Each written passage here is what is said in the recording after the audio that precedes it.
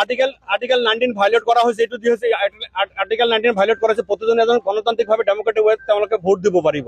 আৰু এইটো কৰা হৈছে বিশেষ মই যদি গোলগঞ্জৰ কথা কওঁ, গোলগঞ্জৰ বিৰুদ্ধে 9026 জন মানুহৰ বিৰুদ্ধে ভুৱা অভিযোগ দিয়া হৈছে। ইতিমধ্যে এজন ৰামচন্দ্ৰ ৰায় নামে এজন অনা হৈছিল, তেওঁৰ বিৰুদ্ধে এফআইআৰ দিয়া হৈছে।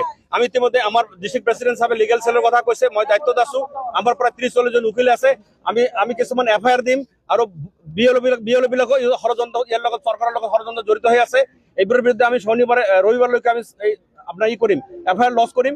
আৰু যদি সোমবাৰলৈকে যদি আমাৰ যিমানখিনি মানে এইবিলাক ভুৱা অভিযোগকাৰী আছে তেওঁলোকে যদি এৰেষ্ট নকৰে, তেনেহ'লে গণতান্ত্ৰিক ডেমোক্ৰেটিক ওয়েত আমি জঙ্গী আন্দোলনলৈ গুচি যাম। আৰু নহ'লে নেশ্যনেল হাইৱেত আমি ব্লক কৰি ইয়াৰ প্ৰতিবাদ সাব্যস্ত কৰি আৰু দাবী জনাও যে হিমন্ত বিশ্ব শৰ্মা চাহাবক আমি দাবী জনাও যে যেহেতু 2026 10 ফেব্ৰুয়াৰি তাৰমানে ভোটাৰ লিষ্ট পাব্লিছ হ'ব, এজনেও যদি যাতে ভোটাৰ লিষ্টৰ পৰা বিৰত নাথাকে, নহ'লে হ'ব কি আমি ডেমোক্ৰেটিক ওয়েতে তেনে ভোট যদি বৰ্জন কৰা হয়, সবেই ইতিমধ্যে কৈছে যিবিলাক ভুক্তভোগী হৈছে তেওঁলোকে কৈছে ভোট নিদিব।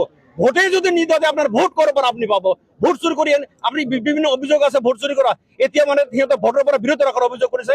এইবিলাক ভুৱা অভিযোগকাৰী গ্ৰেপ্তাৰ কৰিব লাগে। আৰু আপোনাৰ যদি লাজ বিন্দু পৰিমাণে লাজ আছে, এই আবুহা মন্তব্য দি মানুহক গণতন্ত্ৰৰ যিটো চতুৰ্থ স্তম্ভ গোটেইখিনি জানে। গতিকে তেওঁক আমি IGP আৰু DGP কৈছো, সুমতে তাৰ আগত এফআইআৰ ল'ব লাগে আৰু সুমতে তেওঁক এৰেষ্ট কৰি তেওঁক আবদ্ধ কৰি ৰাখা লাগে। আৰু নিয়াৰ যিটো ইলেকশ্যন যিটো হ'ব, ফেয়াৰ ইলেকশ্যন হ'ব লাগে। কোনে কিমান ভোট পায় তেতিয়া দেখা যাব।